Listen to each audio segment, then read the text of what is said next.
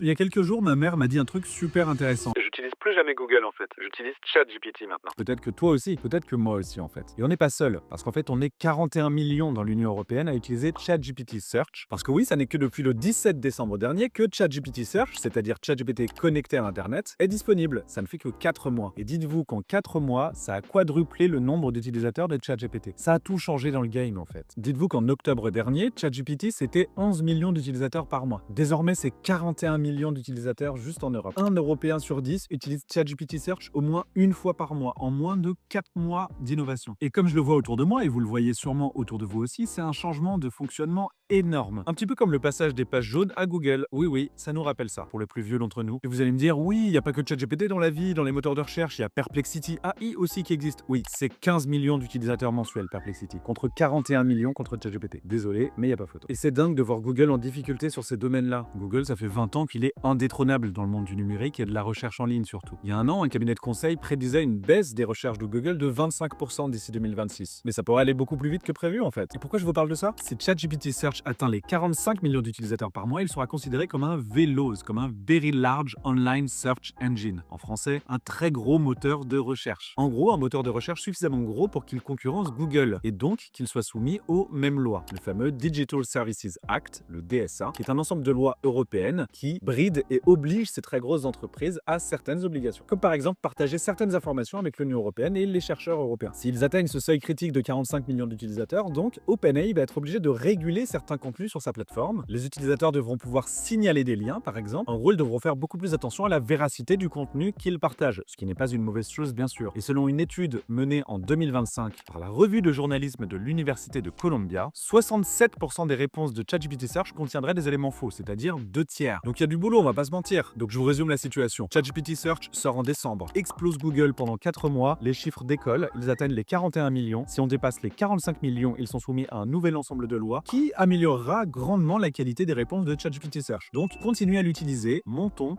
et peut-être que ChatGPT Search va ultimement remplacer Google. Ou peut-être qu'OpenAI va simplement racheter Google, ou juste Google Chrome. On en parle dans une prochaine vidéo. Parce que oui, c'est le sujet de ma prochaine vidéo et je vous fais un peu de teasing. Je la tourne maintenant là. Allez, on enchaîne.